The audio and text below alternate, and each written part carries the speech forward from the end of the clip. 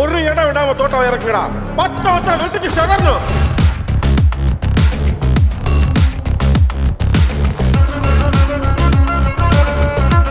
எட்ரா கொக்கி. தகதோம் தகதரி கிடதோம் தகதரி கிடதோம். தகதோம் தகதரி கிடதோம் தகதரி கிட தகதோம்.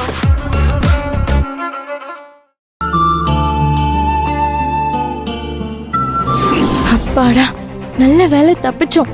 எப்படியோ இவங்கள நம்ப வச்சாச்சு. பாத்தீங்கல்ல, என் தங்கச்சி தங்கம். பூஜா, இப்ப என்ன சொல்றீங்க? அநியாயமா அவன் மேல பழிய போட்டீங்க. கொஞ்சமாவது உங்களுக்கு மனசாட்சி இருந்தா இப்படி எல்லாம் பேசுவீங்களா நீங்க? யாரையோ பார்த்து எங்க வீட்டு புள்ளைய தப்பா பேசுறதுக்கு உங்களுக்கு எப்படி மனசு வந்தது? கொஞ்ச நஞ்ச பேச்சா பேசுனீங்க, இப்ப பேசுங்க பாப்போம். பூஜா வீட்டுக்குள்ளதான் இருந்தான்னு இப்ப தெரிஞ்சு போச்சுல. சொன்ன மாதிரி எல்லார் காலையும் விழுந்து மன்னிப்பு கேளுங்க. கேளுங்க. வரிசையா எல்லார் காலையும் விழணும். அப்பதான் பொய் சொல்றதுக்கு முன்னாடி இப்படி காலில் விழுந்தது யோசிக்க தோணும். வேலு, விடுங்க. அவங்க நம்ம காலில் விழுந்தா நமக்கு தான் அசிங்கம். எப்பயாவது தப்பு பண்றவங்கள திருத்தலாம். எப்பவுமே தப்பு பண்றவங்கள என்னன்னு சொல்லி திருத்த முடியும்? ஒரு தடவையா 2 தடவையா? இது பாருங்க, நீங்க எங்க குடும்பத்துக்கு செஞ்ச வேலைக்கு இந்நேரம் உங்களை வீட்டை விட்டு வெளியில அனுப்பி இருக்கணும்.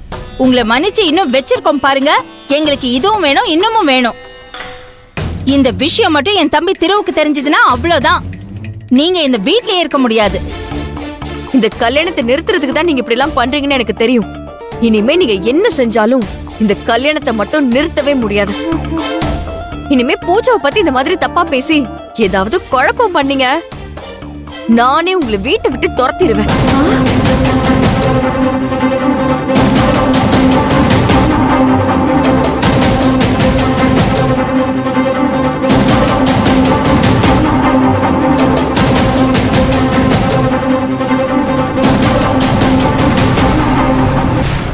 பூஜா, உன் மேல வச்சிருக்கிற நம்பிக்கையை நீ காப்பாத்திட்ட.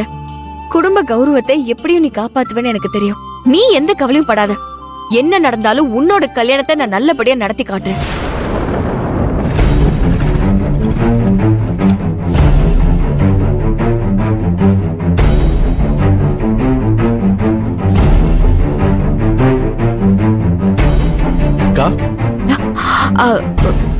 பூஜா, வினோத்துக்கு இங்க நடந்த விஷயம் எதுவும் தெரிய வேண்டாம். தெரிஞ்சா அவன் ரொம்ப கஷ்டப்படுவான். அட பாவி.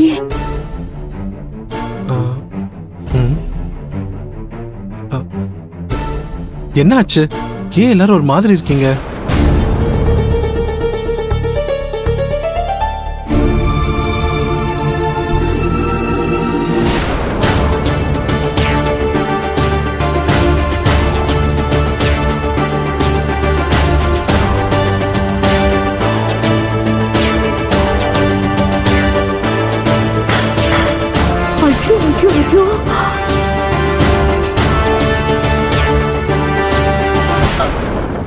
ஐயோ, என்னாச்சுமா? என்னாச்சு உங்களுக்கு? ஐயோ, உங்களுக்கு என்னமோ பிரஷர் அதிகமா இருக்கும்னு நினைக்கிறேன். நான் மாத்திரை கொடுக்கறேன், அதை போடுங்க, சரியாயிடும்.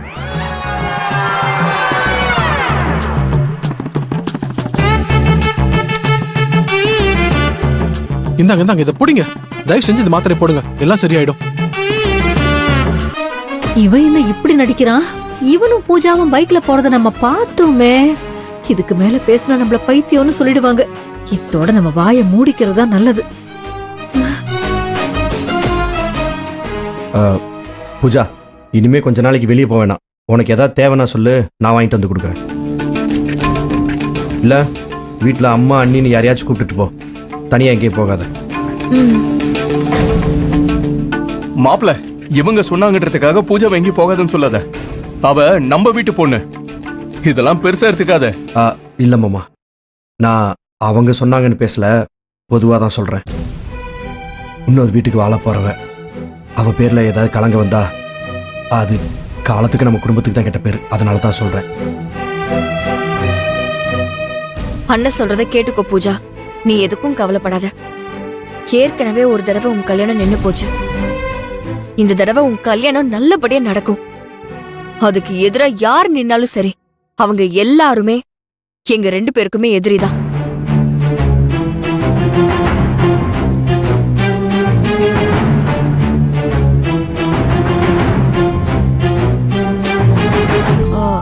வினோத், நீங்க இருந்து சாப்பிட்டுட்டு தான் போகணும். சரியா? நீ அங்க இரு, நான் வந்துடுறேன். இல்லக்கா எனக்கு வேலை இருக்கு, நான் இல்ல கிளம்புறேன். தம்பி இருப்பா, ஒரு பிரச்சனையும் இல்ல. இத சமைச்சிட்டு தான் இருக்கேன். 1/2 மணி நேரத்துல முடிஞ்சிடும். நீ உட்காரு. மகா, நீ தனியா சமைக்காத, நான் வந்து ஹெல்ப் பண்றேன். நீ இருப்பா. வாங்க. தனியா சமைக்கிறேன்ற.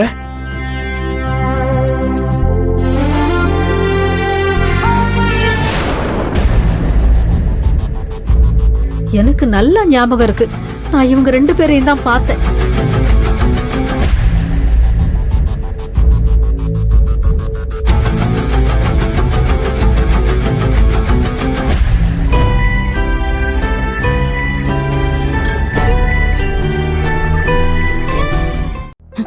எப்படியோ இந்த தடவை தப்பிச்சிட்டோம்.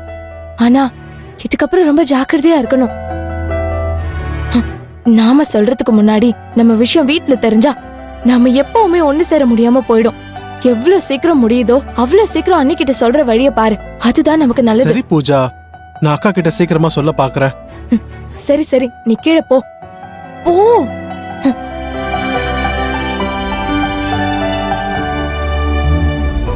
எப்படிதான் சமாளிக்க போறேன்னு தெரியலையே.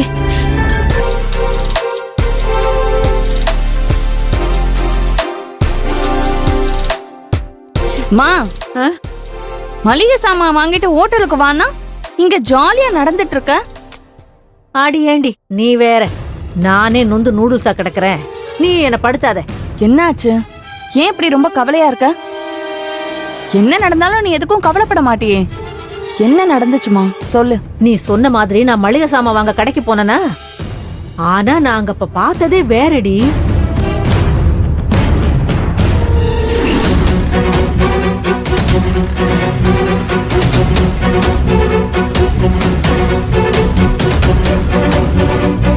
நம்ம பூஜாவும் இந்த செல்வியோட தம்பின்னு ஒருத்தன் வந்திருக்கானே, அந்த வினோத்தும் மோட்டார் சைக்கிள்ல தெரு தெருவா ஊரு சுத்திட்டு இருக்காங்க. பூஜா வீட்டுக்குள்ளதான் இருந்தா இப்ப தெரிஞ்சு போச்சுல. சொன்ன மாதிரி எல்லார் காலையும் விழுந்து மன்னிப்பு கேளுங்க. இதான் நடந்துச்சு. மா, நான் தான் உன்கிட்ட ஏற்கனவே சொன்னேன்ல, நம்ம கிட்ட ஸ்ட்ராங்கா ஒரு எவிடன்ஸ் இல்லாம நம்ம எதை சொன்னாலும் அவங்க நம்ப மாட்டாங்கன்னு. ஏன் நீ இப்படி அவசரப்பட்டு சொல்லி சொல்லி அசிங்கப்பட்டுட்டு இருக்க? எனக்கு சந்தேகமே இல்லடி. நான் பார்த்தது அந்த பூஜாவையும் வினோத்தையும் தான்.